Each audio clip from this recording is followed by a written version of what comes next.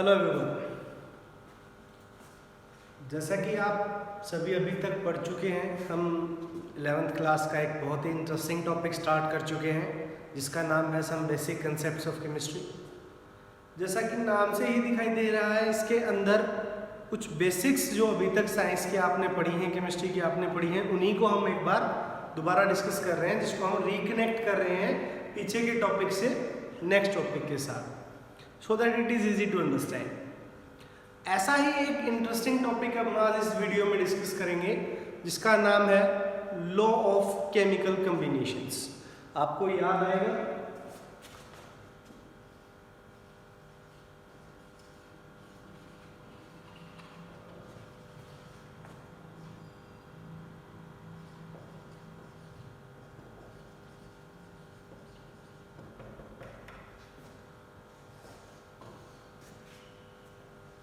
Heading देख के आपको याद आ रहा है कि आपने इसको पहले कहाँ पढ़ा है? जी हाँ, ये टॉपिक 9th क्लास में आप चैप्टर 3 में पहले पढ़ चुके हैं, एटम एंड मॉलिक्यूल्स के अंदर, जिसमें आपने दो लॉ डिस्कस किए थे, law of conservation of mass and law of definite proportion. वही लॉज हैं, उसके अलावा कुछ और नेक्स्ट लॉज हम उसके अंदर ऐड करेंगे। सबसे पहले उन्हीं लॉज को रिपीट करेंगे। उससे पहले कि लॉ ऑफ केमिकल कॉम्बिनेशन है क्या, कि कैसे कोई कंपाउंड, कैसे कोई एलिमेंट आपस में कंबाइन करता है रिएक्शन को प्रोसीड करने के लिए, उसके बारे में कुछ साइंटिस्ट ने कुछ लॉज दिए हैं लॉ ऑफ केमिकल कॉम्बिनेशन के अंदर। एक एक करके स्टार्ट करते हैं। इसके अंदर जो सबसे पहला लॉ है, law of conservation of mass.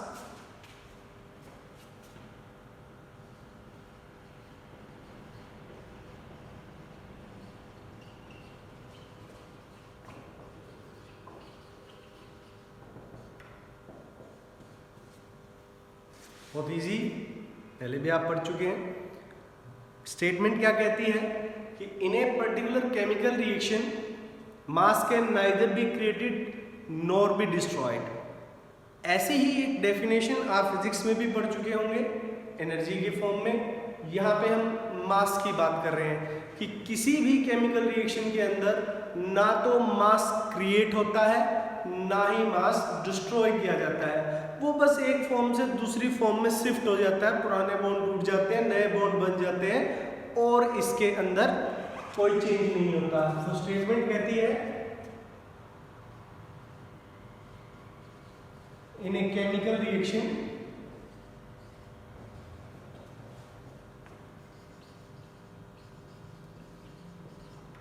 Mass can neither be created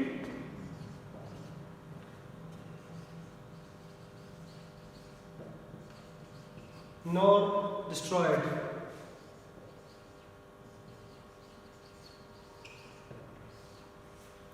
ये स्टेटमेंट कहती है। इसके बहुत सारे एग्जांपल्स आपको बुक में भी मिल जाएंगे। आपने पहले 9th क्लास में भी पढ़े हैं कि कैसे टोटल मास जो रिएक्टेंट साइड का है वही टोटल मास प्रोडक्ट साइड पे भी मिलना चाहिए। इसको हम थोड़ा लेटर डाउन डिस्कस करेंगे, एटॉमिक मास और मॉलिक्यूलर मास के, कि मास क्या होता है। This is about law of conservation of mass. Important है, दिया किसने था? Antoine Lavoisier. Antoine Lavoisier scientist थे, उन्होंने इसको दिया था हमें, और he is also known as father of chemistry. Antoine Lavoisier is also known as father of chemistry. इसके बाद सेकंड जो लॉ हमने डिस्कस करना है that is law of definite proportion. ये लॉ भी हम 9th क्लास में पहले पढ़ चुके हैं। Easy to understand, simple law.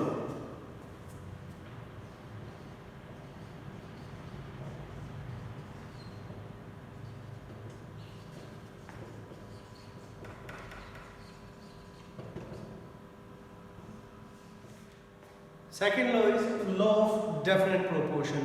Law of definite proportion दिया था साइंटिस्ट जोसेफ प्राउस्ट, और स्टेटमेंट क्या है, कहता क्या है, इजी लैंग्वेज में समझिए।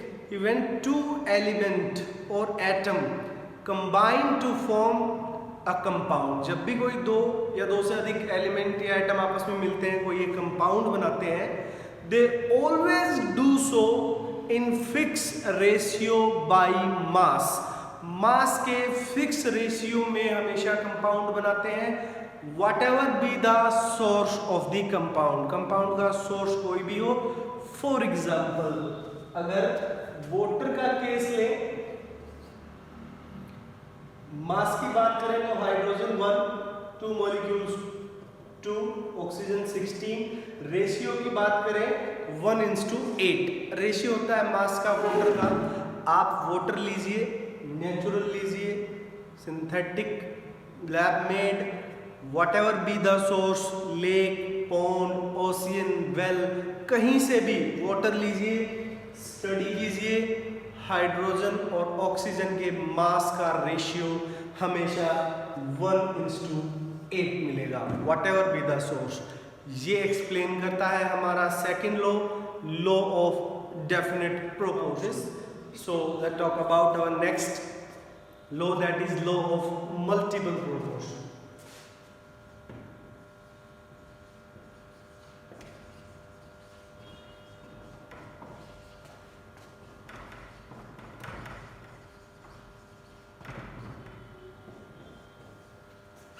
लॉ ऑफ मल्टीपल प्रोपोर्शन क्या कहता है? जब भी कोई एक एलिमेंट फिक्स मास जिसका है वो किसी दूसरे एलिमेंट के साथ रिएक्शन करता है और एक से ज्यादा कंपाउंड बनाता है। एग्जांपल से समझिए,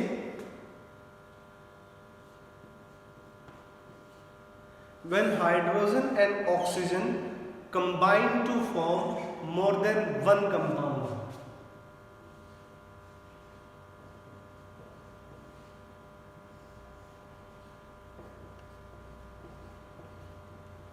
you can see from the example कि जो मास है हाइड्रोजन का वो फिक्स है, इसमें भी 2, इसमें भी 2। हाइड्रोजन का मास फिक्स है और ऑक्सीजन के साथ ही मिलके हाइड्रोजन 2 कंपाउंड बनाता है, वाटर, हाइड्रोजन पेरोक्साइड।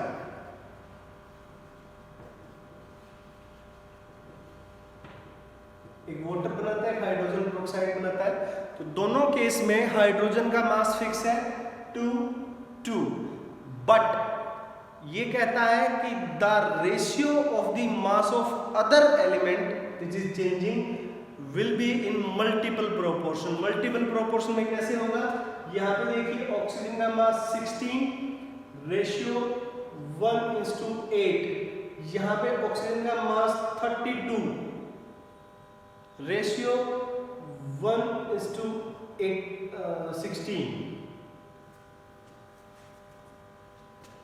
इसमें रेशियो 1:8, इसमें रेशियो 16। अगर सिर्फ ऑक्सीजन के मास की बात करें तो रेशियो रहेगा 8:16 और 1:2।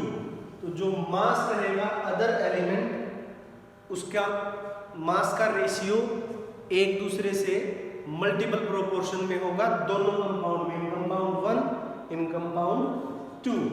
This is the law of multiple proportion. इसके बाद जो हमारा नेक्स्ट लॉ है दैट इज एवोगैड्रो लॉ।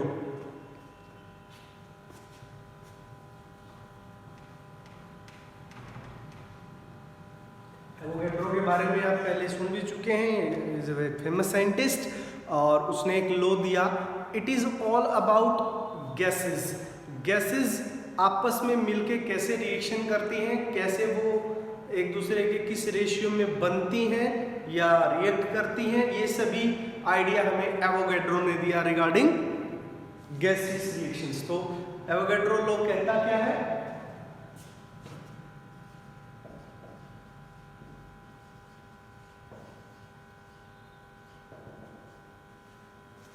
कुछ नहीं, सिंपल भाषा में डिस्कस करते हैं। एवोगैड्रो लॉ कहता है कि किसी भी केमिकल रिएक्शन में गैसेस आपस में जुड़ती हों या रिएक्शन करती हों या रिएक्शन करने के बाद प्रोडक्ट बनाती हों, उन गैसेस का जो रेशियो रहेगा वो सिंपल होल नंबर में होगा। Simple whole number ratio gases का। एग्जांपल से समझिए, जैसे कि हाइड्रोजन गैस रिएक्ट करती है ऑक्सीजन के साथ और वाटर वेपर्स प्रोड्यूस करती है, these all are gases।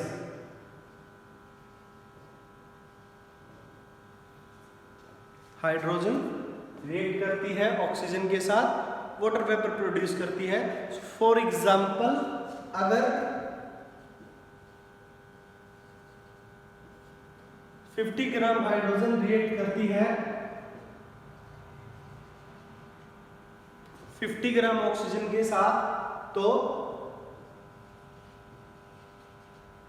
100 gram water produce करती है। मीन टू से दैट इनके जो मास का रेशियो रहेगा पूरी रिएक्शन में, वो या वॉल्यूम का जो रेशियो होगा या नंबर का जो रेशियो होगा वो सिंपल होल नंबर में होगा, 1:1:2। सिंपल होल नंबर में गैसेस रिएक्ट करती हैं एक दूसरे के साथ।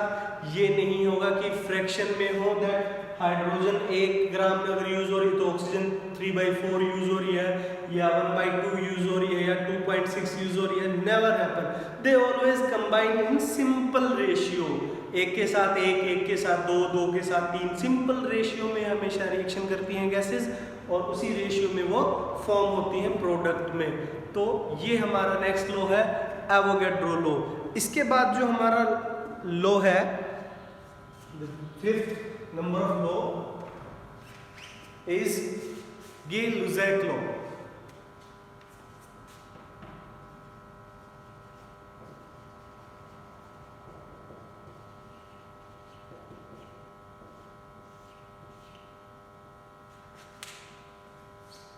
ये फिफ्थ लॉ है। टोटल 5 लॉज हैं आपके सिलेबस के अंदर, सीबीएसई के सिलेबस में। वैसे टोटल 6 हैं, एक और हम एक्स्ट्रा डिस्कस करेंगे जो सीबीएसई में नहीं है but competitive point of view से इंपॉर्टेंट है। पहले बात करते हैं गे-लुसाक लॉ। ये क्या कहता है? अभी तक आपने देखा पिछले लॉ में कि गैसेस कंबाइन करते हैं एक दूसरे के साथ सिंपल होल नंबर में, सिंपल नंबर में। अब बात करते हैं कि जब गैसेस एक दूसरे के साथ कंबाइन करती हैं तो उनके अंदर नंबर ऑफ एटम्स या मॉलिक्यूल्स कितने होते हैं। This is about Gay Lussac law. ये गे-लुसाक लॉ हमें बताता है कि equal volume of all the gases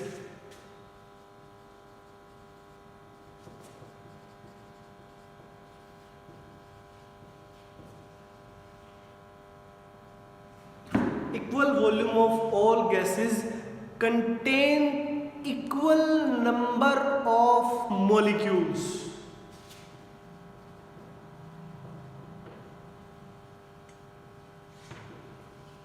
Atoms or molecules.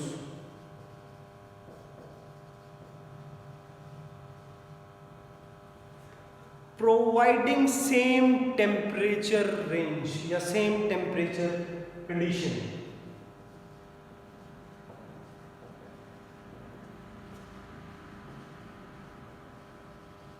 Same temperature and pressure. अगर प्रेशर और टेम्परेचर की कंडीशन हम सेम रखें तो सेम वॉल्यूम अगर दो गैसेस का हमारे पास है तो उसके अंदर नंबर ऑफ मॉलिक्यूल्स भी सेम होंगे। फॉर एग्जाम्पल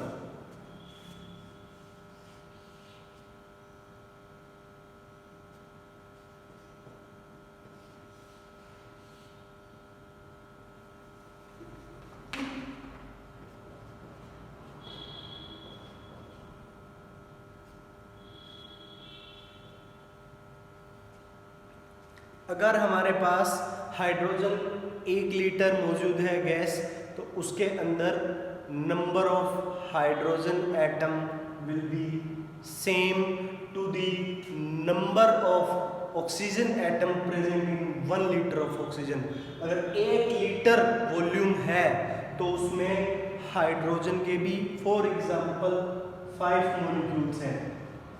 अगर फॉर एग्जांपल 1 लीटर अगर हाइड्रोजन में 5 मॉलिक्यूल ऑफ हाइड्रोजन है तो 1 लीटर ऑक्सीजन में भी 5 मॉलिक्यूल ऑक्सीजन के होंगे। Irrespective of nature of gas, if the volume same, the number of molecules in the container will be same. Gas कोई भी हो, वॉल्यूम सेम है तो गैस का नंबर ऑफ मॉलिक्यूल भी सेम होगा। This is our 5th and last law of CBSE syllabus. Total 5 law हैं, दोबारा से रिपीट कर देता हूँ। Law 1 conservation of mass, mass can neither be created nor be destroyed. Law 2 definite proportion, law of definite proportion, when two atoms combine with each other they do so in fixed ratio by mass. Number 3 multiple proportion, जब एक atom fix mass वाला दूसरे किसी atom के साथ मिलके एक से ज़्यादा कंपाउंड बनाए, एक का मास फिक्स रखेंगे तो दूसरे का मास दोनों कंपाउंड में मल्टीपल में होगा एक दूसरे के।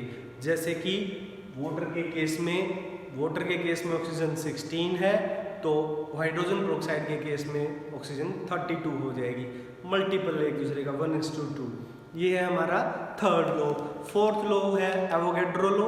एवोगैड्रो लॉ कहता है कि जब भी गैसेस आपस में मिक्स होती हैं या रिएक्शन करती हैं या फिर रिएक्शन में प्रोड्यूस होती हैं, they always do so in simple ratio. Simple whole number ratio होता है उनका आपस में एक दूसरे के साथ जब वे कंबाइन करते हैं। और लास्ट लॉ था हमारा गिलुज़ैक लॉ। ये कहता है कि equal volume of all the gases contain equal number of molecules और atoms of the gases providing temperature and pressure same for all gases. ये हमारे पास 5 लॉ हैं जो कि इम्पोर्टेंट है, पहले भी आप पढ़ चुके हो। 2 लॉ इसमें से आप 9th में पढ़ चुके हो, 3 आपने अभी यहाँ पढ़े।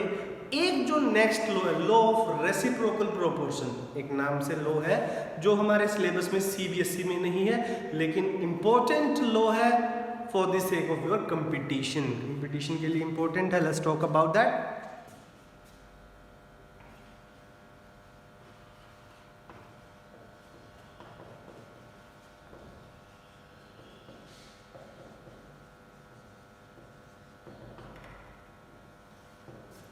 Law of reciprocal proportions. Reciprocal proportions law क्या है, इसके बारे में एग्जाम्पल से आप समझेंगे, it will be very better for you. पहले थोड़ा सा स्टेटमेंट समझ लीजिए। स्टेटमेंट क्या कहती है कि when 2 element A and B for example combine with the fix mass element C। मान लीजिए A और B 2 एलिमेंट हैं, वो एक तीसरे एलिमेंट कोई C है जिसका मास फिक्स है, उसके साथ कंबाइन करता है, रिएक्ट करते हैं, कंपाउंड बनाते हैं, तो उनके जो एलिमेंट के मास का रेशियो होगा वो या तो सेम होगा या सिंपल मल्टीपल होगा। किसका? जब वे दोनों एलिमेंट आपस में कंबाइन करके एक कंपाउंड बनाएंगे, उसमें उनका जो मास होगा। दोबारा से सुनिए कि जब कोई 2 एलिमेंट आपस में कंपाउंड बनाते हैं, 2 एटम आपस में कंपाउंड बनाते हैं, उनके मास का रेशियो आता है। एग्जाम्पल से समझिए साथ के साथ। लॉ ऑफ रेसिप्रोकल प्रोपोर्शन क्या कहता है? For example we have hydrogen and oxygen. Hydrogen oxygen है हमारे पास, आपस में कंबाइन करेंगे, वाटर बनाएंगे।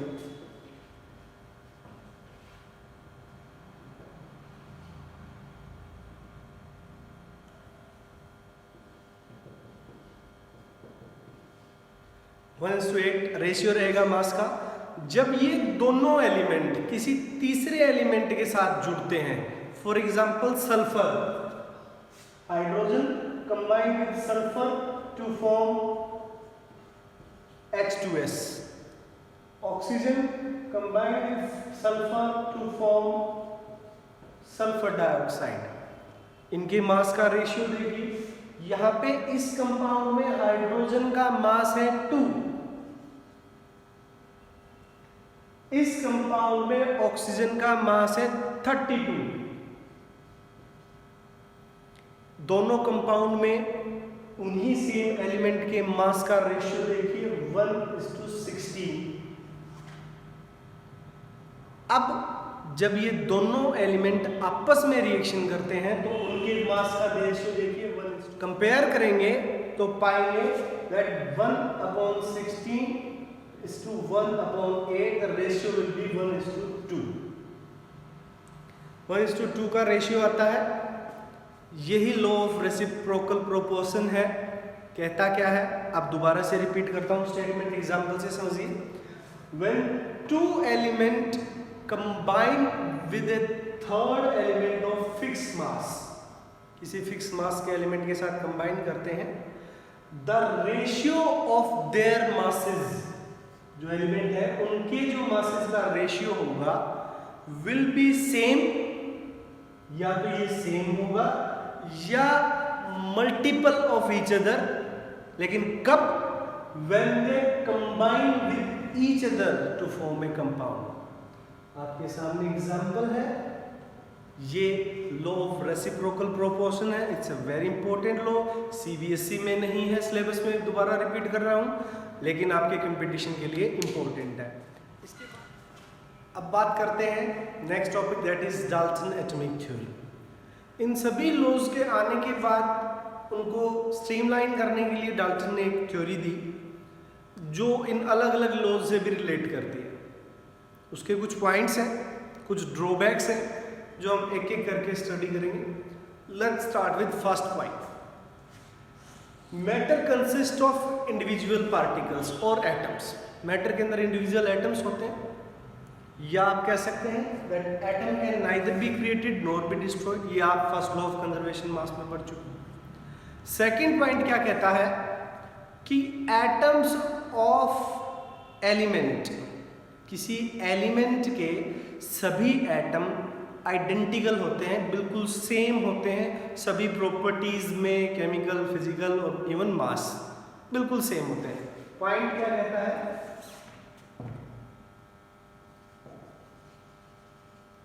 Atoms of an element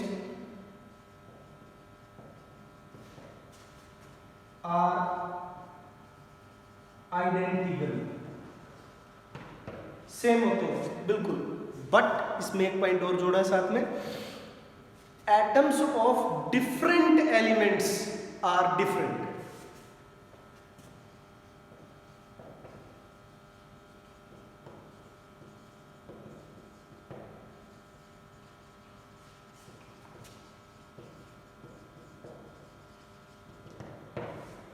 कैसे समझेंगे? फॉर एग्जाम्पल आपके पास है hydrogen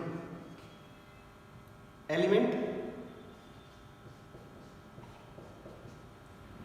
contain 2 atoms, 1 hydrogen, second hydrogen. ये कहता है कि ये दोनों हाइड्रोजन एक दूसरे के आइडेंटिकल होती हैं, बिल्कुल सेम होती हैं, फर्स्ट हाफ। सेकंड हाफ क्या कहता है कि atoms of different elements are different. So element 1, element 2 also contain 2 atoms. So atom of different element, hydrogen, oxygen, these two are different element. इनके जो एटम होंगे वो एक दूसरे से बिल्कुल डिफरेंट होंगे, ऑब्वियसली, जो आप देख भी सकते हैं, प्रॉपर्टीज भी आपने पहले स्टडी की हैं। सो ये सेकंड पॉइंट कहता है कि एक ही एलिमेंट के सभी एटम सेम होंगे, जबकि अलग अलग एलिमेंट हैं उनके एटम अलग होंगे, डिफरेंट होंगे। थर्ड पॉइंट क्या कहता है कि compounds are formed when elements combine in fix ratio.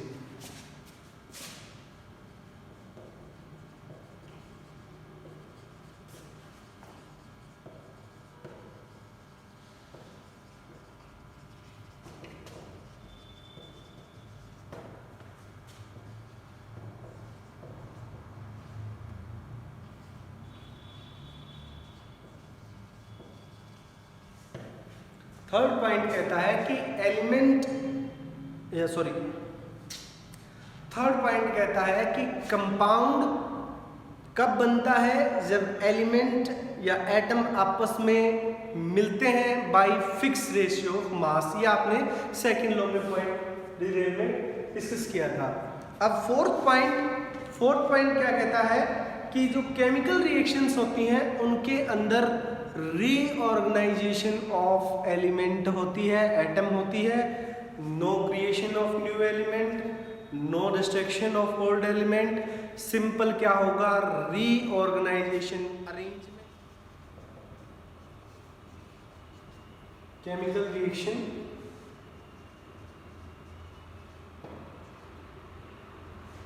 involves only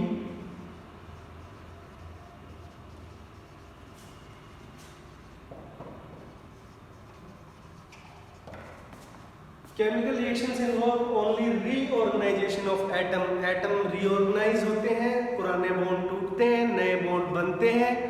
इसके अलावा कोई भी नया काम किसी रिएक्शन के अंदर नहीं होता है, ना एलिमेंट डिस्ट्रॉय होता है, ना क्रिएट होता है, जो कि हम इससे पहले 2 बार डिस्कस कर चुके हैं। So student, this is all about Dalton atomic theory. इसके बाद जो लास्ट सेक्शन है, यहीं पे हमारा लास्ट टॉपिक बचता है, वो है limitation of Dalton atomic theory. इसकी कमियां क्या थी? इसकी जो सबसे पहली इंपॉर्टेंट कमी है, जो लास्ट के हमने 2 लॉ पढ़े, एवोगैड्रो लॉ, गे-लुजैक लॉ, वो गैसियस वॉल्यूम्स के बारे में थे। पहली बात, डाल्टन थ्योरी गैसियस वॉल्यूम्स के बारे में, गैसियस रिएक्शंस के बारे में कोई इंपॉर्टेंट आइडिया हमें नहीं देती है।